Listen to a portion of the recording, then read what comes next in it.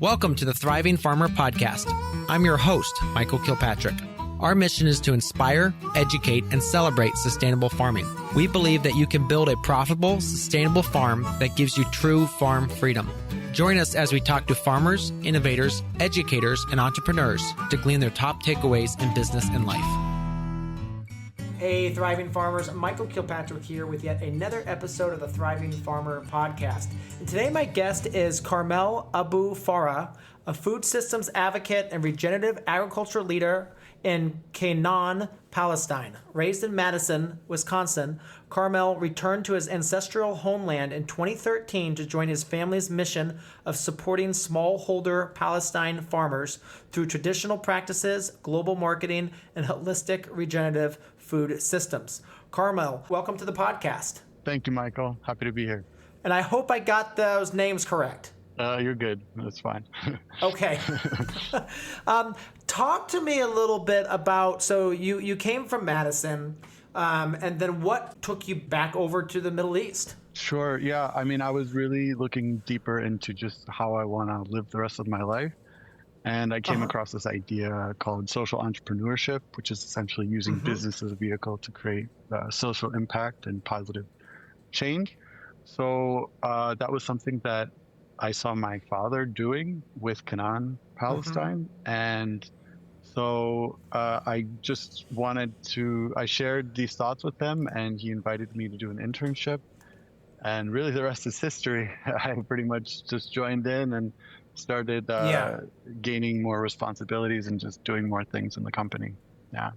Okay. So talk to me a little bit about the company. I'm assuming it's a olive oil company.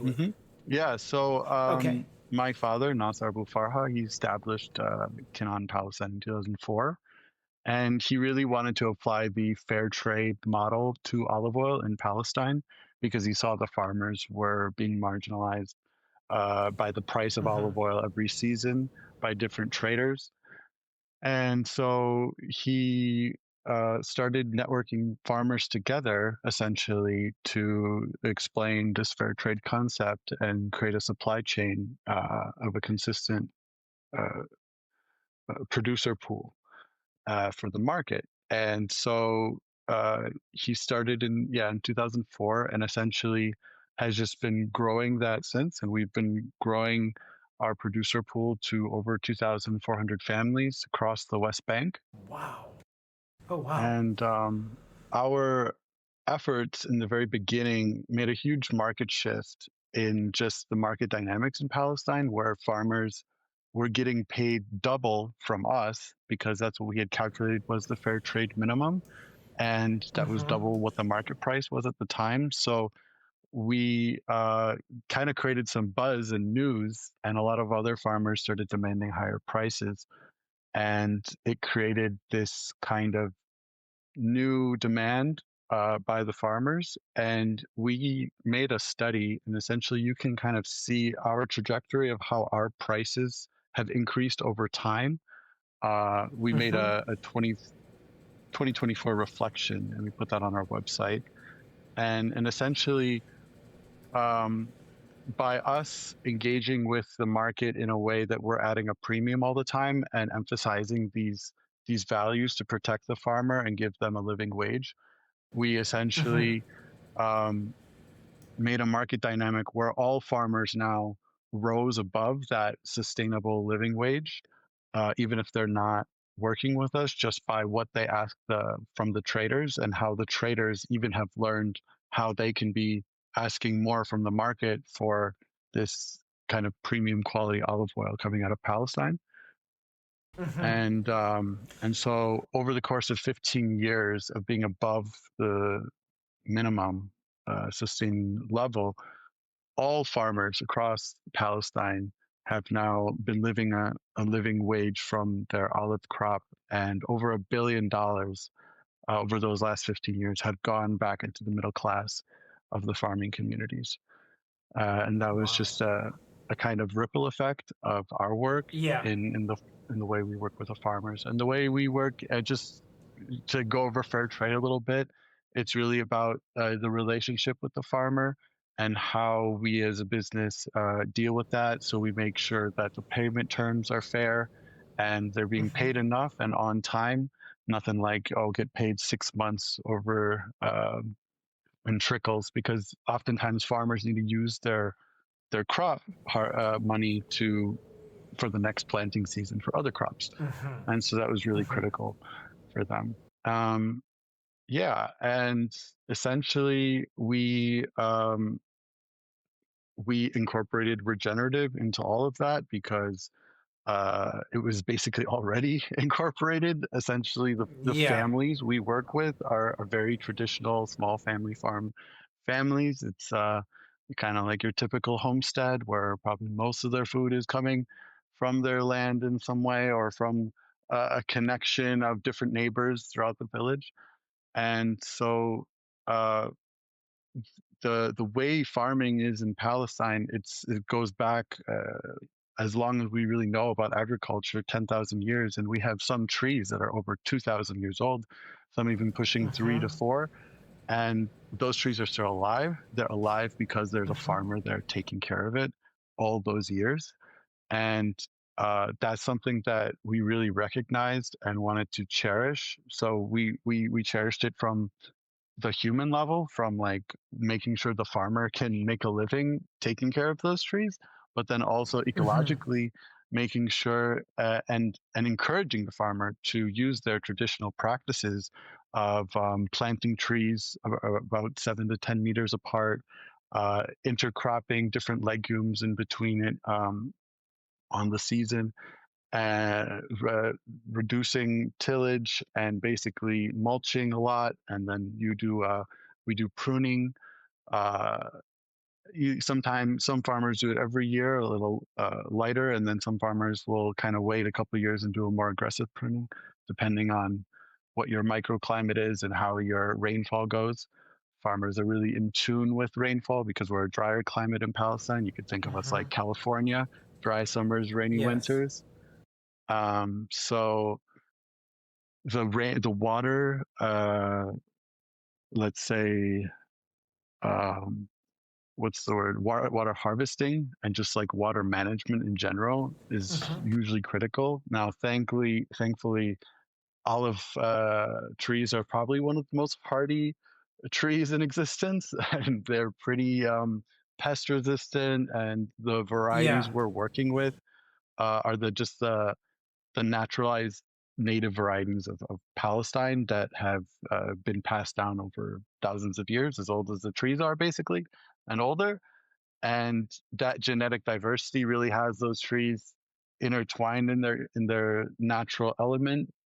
So all of the trees are actually grafted, are cultivar trees that produce oil, the variety. We actually graft it onto a wild rootstock that is even Okay. more resistant because we have a bunch of wild olive trees scattered throughout Palestine Yeah. because that's where olive trees actually came from.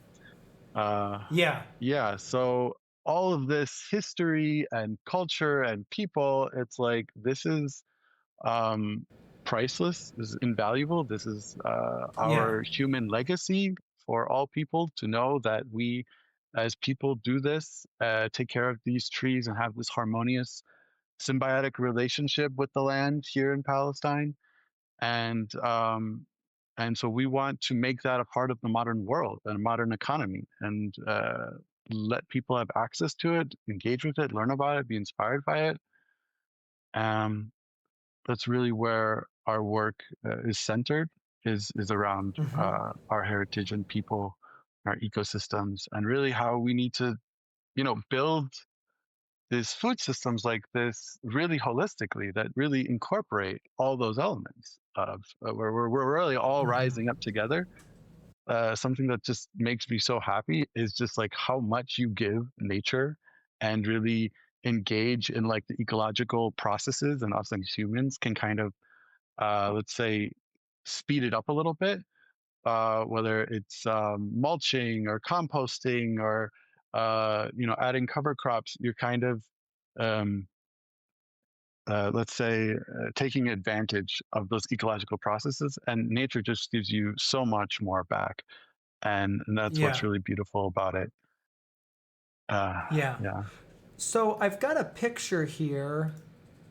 I don't know if you can see my screen. Is this what olive plantings would look like in West Bank? Yeah. Um, yeah, you got a combination of lots of rows of just olive fields in general. Yeah. And then you have where it's a little bit more scattered. Those might be Yeah. hillsides that Okay. are more just native wild bushes and plants. And sometimes you'll find Yeah. the trees. The trees typically, like if you let me just explain like the landscape of the West Bank a little bit. It's a really like Mm-hmm. large, slopey, hilly, rolling mountains kind of thing. And so you have a lot Gotcha. of um, these round mountains, and those are typically where olive trees are planted. And then as you go into the valley, right there, you see in the middle, people tend to plant vegetables. And that's just how Gotcha. it's because it's prime land, and it's like you can't really plant Yes. vegetables on the hillside on terraces with Correct. irrigation system and Yeah. all that. And so that's typically how it's done. Okay. Cool. Okay, so let's dive in a little bit. So I interviewed Paul Rice a couple weeks ago, maybe a couple months ago now, who I think started the fair trade movement in the U.S. He mainly started with coffee, obviously. I think that's his background. So familiar with a lot of the tenets of that. It's interesting that you talk a lot about the ecological aspect too. Share a little bit, like you talked about, let's say like water management and like mulching. Is that something that growers will actually use in olive trees to kind of preserve the water? Yeah, absolutely. Lots of Okay. farmers are mulching. Lots of farmers are terracing. Uh-huh. Terracing is obviously a huge one too, and then Mm-hmm. also keeping uh, yeah, the mulching kind of doubles effect where it's like taking biomass, putting it on the ground, and also keeping it covered, and then keeping all the live roots inside the ground. So that just like hits so many functions in Mm-hmm. one. Yeah. Oh, Yeah. absolutely. Yeah. You just always see the pictures of the olive trees, and they just this bare rocky soil. So I mean, it makes sense to mulch, but it doesn't. I never connected that they were doing that. Yeah, Um, if I can shed a little bit of light on that, actually, I mean, Palestine, as I yeah. said, is an arid climate. So in the summertime, uh, it's actually really difficult to manage between your fire hazard and uh, your Oh, cover, yeah. your basically. And so when you have like a really, depending on when you mulch and when you essentially break down all of that biomass in between your trees, can really have a huge impact on if you did it too late and you have all this dry brush, you end up having to kind of do a surface plow, if you will, so that it actually gets rid of it. Yeah. But those are like, yeah, that's like more of like a technical management thing of like fire risk versus your soil and feeding it and making sure it's covered in moist. Yeah. Gotcha. Okay. Um, so let's talk about like the average family who's like a part of your co-op. Kind of like what's the acreage they're farming? What's the typical like family structure? Yeah, I mean, families are huge in Palestine. You have, and we're typically multi-generational households. So you'll have your grandparents, your dad, mom, probably between 2 to 6 kids on average. So maybe 3 to 4. And lots of families are working the land together. Kids will do it after school. Sometimes even parents will have work and then also farm as well. Um, Typical acreage, I'm thinking in dunams here. I would say I have to convert once.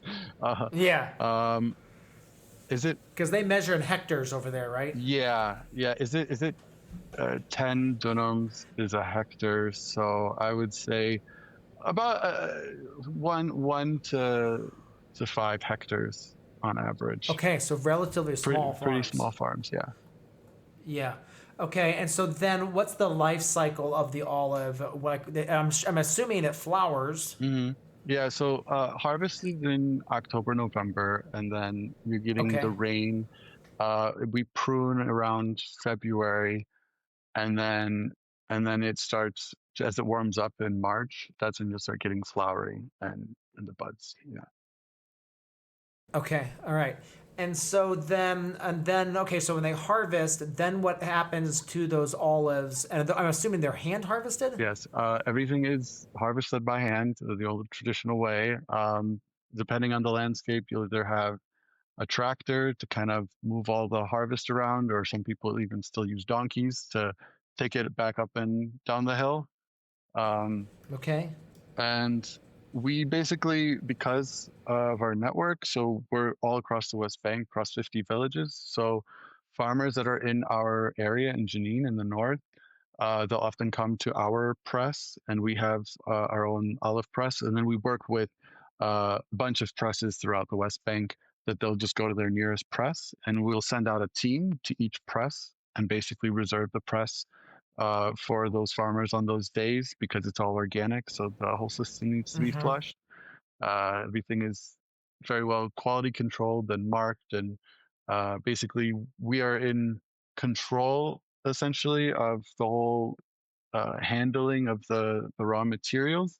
And then throughout the year, we have an internal quality team that is visiting the farmer uh, throughout the year and checking, making sure they're doing all the fair trade standards and also all the organic regenerative standards as well. Yeah. So is harvest usually done by just the family? Yeah, It's all hands sometimes, on deck, or depending, some families maybe will be smaller and they'll hire workers and just like hire mm-hmm. labor to have some extra hands. Yeah, Okay. Talk a little bit about the obviously right now that area of the world's kind of in a pretty much a mess. So how has that been affecting the farmers and kind of like being able to make the product and move the product out of the country? sure. It really, the Palestinian experience is so relevant to where you are on the ground. Um, Okay. so, I mean, we're all occupied, and then some areas are more intense than others, and that's related to the settlements in the West Bank, the Israeli settlements. Okay. And basically, um, in the name of security, they make these security buffer zones, which is usually a bunch of layers of fencing that typically would Mm-hmm. run through a farmer's orchard. And so many people lose their orchards that way. And even if they didn't lose it, they'll maybe lose access to it, where they have to get Gotcha. permission, and they get like maybe once a year they can go visit it, and they can't even really harvest it in any realistic way. Oh wow. So Yeah. that's like the realist one, where it's like the farmers that are in those areas, um, Mm-hmm. they're dealing with the Israeli army, and then the settlers themselves. Sometimes there'll be friction. Sometimes they harass the farmers and even destroy the olive trees, burn them. So there's just that general risk around being Mm-hmm. for those kind of people. And then in general, throughout the West Bank, it's really difficult to travel and plan because there's basically military checkpoints throughout all the major arteries. And when you're trying to go from one town to the other, or from, yeah, just, Mm-hmm. you can, it's really unpredictable where you can be caught for 5+ hours just sitting in traffic waiting your Oh wow. turn to be interviewed to Yeah. say, "Hey, I'm going to the next town over." Yeah. And then also with that, sometimes they won't just ask you questions, but many Palestinians are actually harassed, especially if you're a young group of guys or something. Yeah. They'll take you guys out of the car, search your whole car, ask a bunch of questions. They even look at your phone these days to see if you're like posting stuff on Instagram because they're cracking Oh down on wow. that. It's actually illegal now. You could be arrested for that. And so Yeah. most people just get beaten on the spot, to be honest. But because it's more interesting for those people. Uh, um, That's sad, but yeah. I mean, Yeah. I know them. Like, I am not just like telling stories like out the wind. Like, I Yeah. know people that were beaten at the checkpoint. They're my neighbors and people that work with us at the company. So traveling is always a real risk that we're kind Yeah. of used to in Palestine, but for the average person, they're like, that sounds terrible. And it is. Yeah. Um, but and then for our job to collect olive oil, it's the same deal where we have a truck with an olive oil tank on it, and we're trying to get to the press on time Hmm. and Yeah. get back safely before the end of the night, and that's just like logistically really challenging to do. And then obviously in general the occupation um, has kind of frozen land in time where you don't have a lot of control over your land rights and how you use it. Whether you have access to water or not is heavily controlled. The classification of your land is usually controlled. Most farmland in Palestine is classified under Area C, which is under Okay. Israeli rule militarily and civilly. So, like your land registration for your farm most likely is in some Israeli um, accounting office. And if you want to do anything official with it, you actually have to go to the Israeli government, not the Palestinian Authority. And then all of the villages are like Area B, where they are civilly administrated by Palestinians, Okay. and then is Yeah. security wise managed by Israeli army. And so like in Okay. my village, for example, the Israeli army can come and go as they need to, and police have to call the Israeli army to come to the village if there needs to be any thing with that. And then Area A is like the major cities like Jenin, Nablus, Ramallah, Hmm. Hebron, and that's like Palestinian Authority all the way. But those are really just city centers. So all of the like usable farmland is essentially under Israeli control. And even for, vegetable farming and stuff, like water access is limited, and then also the access they do have is just expensive. And so it makes it Gotcha. and farmers are already not really the richest profession in the world, so that just, eats at the Yeah. bank even more.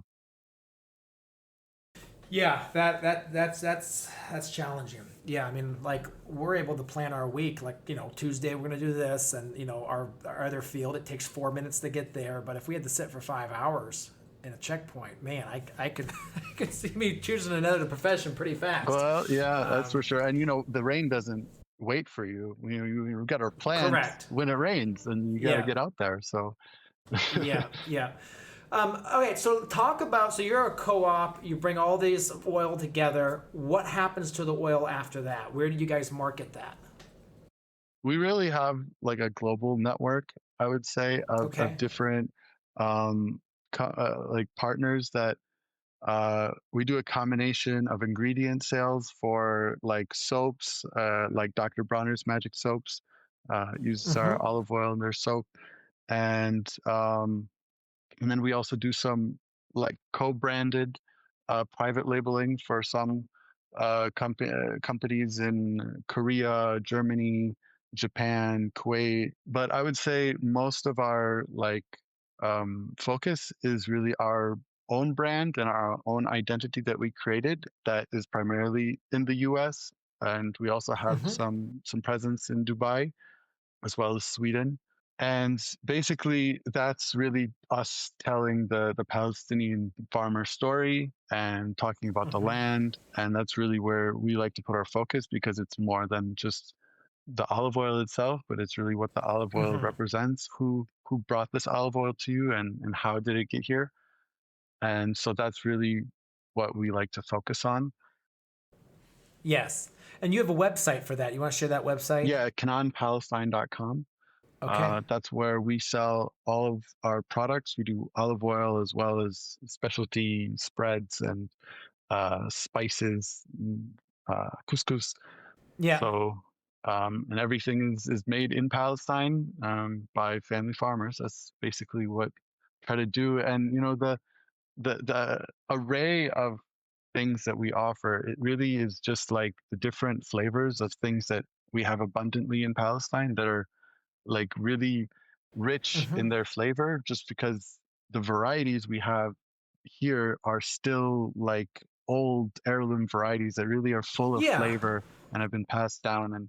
And so that's just something that is becoming harder to find in the Yeah. supermarket, you could say, as a lot of things, even organic things, have shifted in their variety to be optimized for production and not necessarily um, organically passed down and intertwined in kind of like the landscape's ecosystem and climate.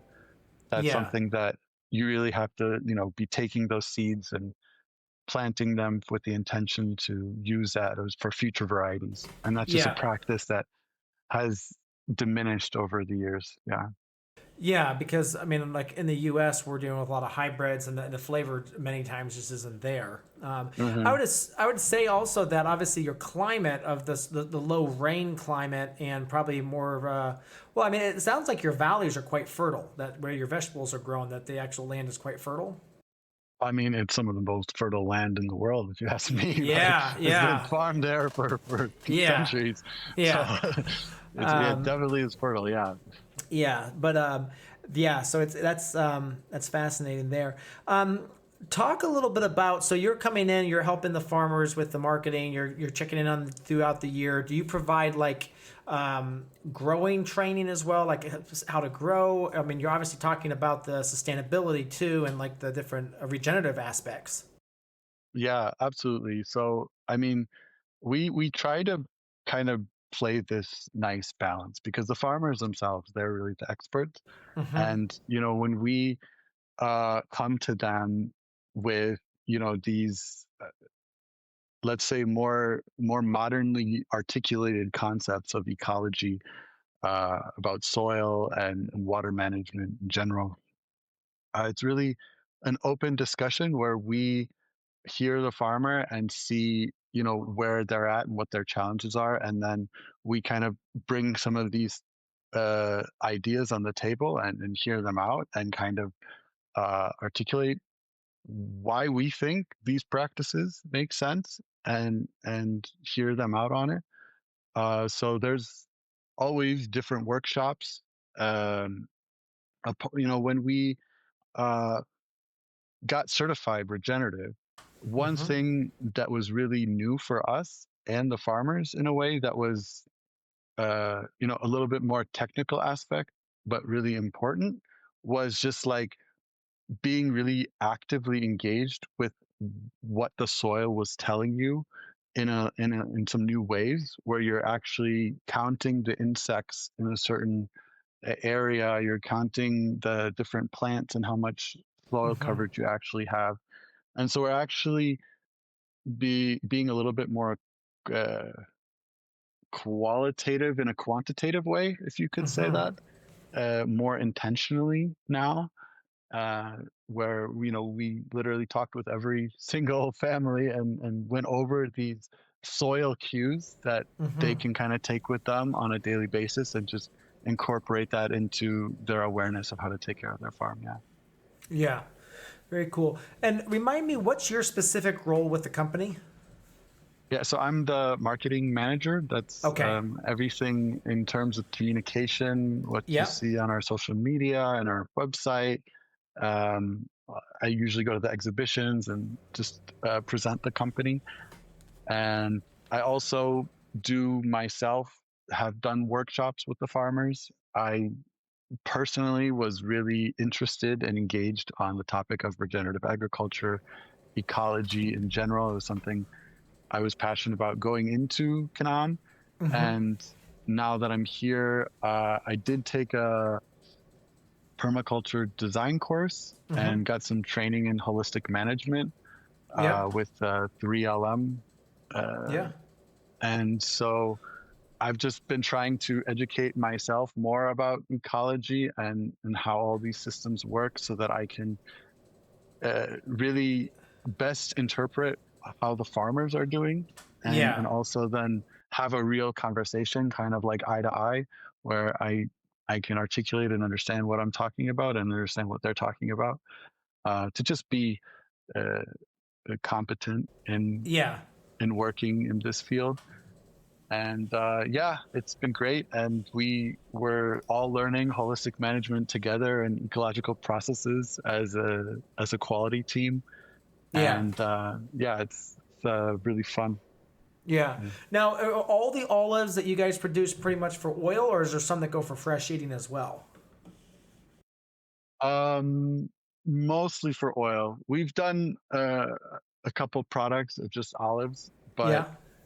just it's more of a for us. It's more of a fermented uh, food, the olives, and so it's hard to sell fermented foods in the supermarket.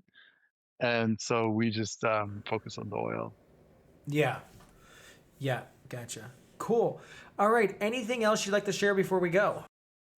Yeah, there's something that Canaan has done as another avenue to really, we always tell people if you want to support Palestine or support farmers, you know, the best way you can do that is literally just enjoy their olive oil. Yeah. And it's kind of like a we all rise together and we all joy. Yeah. But we did create something called Trees for Life, which was a way for people that want to go a little bit deeper and they can actually support planting trees in Palestine. That's something that we coordinate and arrange with the farmers in Palestine. And over the last 15 years, we've planted over 500,000 Oh, trees. wow. And these are trees that are designed to help new farmers create new farms that want to get into it. Mm-hmm. These are trees that for farmers that want to expand their farms. We have like a whole tier system of like who gets the most priority in that. And we don't just do olive trees, but we do almond trees. We do figs and grapes and carob, all kinds of fruit trees and other functional trees that just increase biodiversity in the farm, and then also increase Yeah. the diversity of income and diversity of crops, which makes the farmer more stable overall. So that's just like because for us, this is like about continuing something that's been going on for a long time, Mm-hmm. and we have this saying that says they planted so we eat, and we have to plant so they will eat, which is the future generation. And so Yes. that's really what we're Yes. trying to do with this is make sure that this practice not only is economically viable, it's ecologically viable, and then there's also a motivation and interest and way to support that to be refreshed into new lands and develop the landscape to show this culture essentially, Mm-hmm. because that's what the agriculture is the culture on the land. Mm. Yeah, so that's what we do. And um there's something I also wanted to say, but I think I forgot it now. It's totally fine. You remember it. You're laying in bed. And, oh, I forgot. That was what I wanted to go for. But yeah, it's fascinating. I've never been to the Middle East, and I'd love to go. I've heard Jordan is incredible too. The agriculture going on in Jordan is crazy too. So I'd love to get Yeah. all there. But it's beautiful. I mean, it's absolutely stunning how beautiful it is. And I think the thing that is so remarkable is just the age of some of those trees, that they are Mhm. literally generations, so many generations old. And that is really cool that you guys have that tree planting aspect. That's Yeah. Man, I wish that would be integrated across the world. Because I mean, one of the first things me and my wife did when we bought this property, we bought it back in 2020, is that fall we planted trees. Because we were like, we're going to be here long term. So we planted trees. Now, they were just some maple trees and some locust trees. But now those trees, they're 5 years old and they're literally, the trunks on them are 5 to 6 inches across. And it's just such a key aspect of settling roots and looking toward the next generation. As those trees, yeah, they're that big, but my kids will be the one that will really enjoy those. Yeah, exactly. Yeah, so But the key. farmers always say that too, and it's like, Yeah. for an olive tree to fully produce maturely takes 15 years to give you a full Wow. harvest. And so Wow. the father, he's really raising these trees for his Yeah. kids to take care of. Who's not going to Yeah. benefit from Yeah. that? Now, in over there are farms passed down to the kids? Is that typically how it goes? Yes, yes, Okay, very, very because typical. And in this is yeah. actually, I remembered what I wanted to Oh, say okay. is that one of our metrics of success is when the father or like the head of the farm passes Mm-hmm. away, is his farm carried on by his kids? Mm. And we actually studied and checked, and over 163 farms have been transitioned over the course of our Oh, wow. project, Yeah. where we have, the farmer's kids now the member, Mm-hmm. part of the association. And so that was really profound for us because Mm-hmm. it's, in a at a time where so many young people are moving away from farming and finding Mm-hmm. something Yes. cooler and make more money kind of thing, these kids see the value in this, and Mm-hmm. that's huge for us. That's we got it. Like they get Yes. it. Yes. Yes. No, that is cool. Yeah. I mean, that's huge in the U.S. that so many of the kids. Well, it's been the great brain drain, is what we call it here in the U.S. And a lot of it was encouraged by the government. Is that, again, you leave the dumb kid, the last kid on the farm, or the one that didn't quite score great on the tests, to stay on the farm, and you send the smart ones to become the doctors and the lawyers and all that sort of thing. And now with the rise of AI, I think that's going to flip because, again, I no longer need to call my doctor. Most of the time I can type my symptoms in and it gives me an answer more accurate and faster. I mean, the same thing with a lawyer is this. We had a recent disagreement with our city, and I was about to drop $5,000 on a lawyer, and I was able to just type in the information and realize that we weren't going to win the lawsuit. And so it was better just to basically become compliant with what the city wanted. And, again, we had to spend money to do that, but it saved us the $5,000 in lawyer fees that would have just told us the exact same thing. Yeah, no kidding. Oh my So, gosh. I mean, if you want to bring in AI into this mix, you could really say how much potential there is really of people to empower themselves for one, mm-hmm. also become extra dependent, even how more dependent than they already are. Yes. So it really depends how you use it. But Yeah. so much of the AI is going to empower the individual to be able to do things themselves, where a lot of the Mm-hmm. gatekeeping is away. So Mm-hmm. that's good. And it also empowers people to make money outside of conventional, I have to move to the city and get a job. Mm-hmm. And Mm-hmm. so once you take that out the window and you can actually live wherever you maybe need to, in a Mm-hmm. way, then you can actually invest in land and invest Yes. in supporting yourself with your own food. And honestly, I mean, me personally, I would advocate for anyone to try and have their own garden to Mm-hmm. some extent at any capacity that they can, because that's really your sovereignty, and the sovereignty over your own health and your own body is what you put in it. And so Mm-hmm. when you control the Yes. stuff you put in it, then you control everything. Yes. And so that's very important. Yeah. Well, and I think the key to this too is just global internet. I mean, you look at Starlink now, and I'm not sure if that's Mhm. available, how much available it is where you are, but here in the U.S., literally there's just a very, very few small, tiny little pockets that are now no longer covered. So literally you can be anywhere and you can have that link to the outside world for information, be able to do work. So we are in the last 10 years has basically broken, to me, the global oligarchy stranglehold on the average person.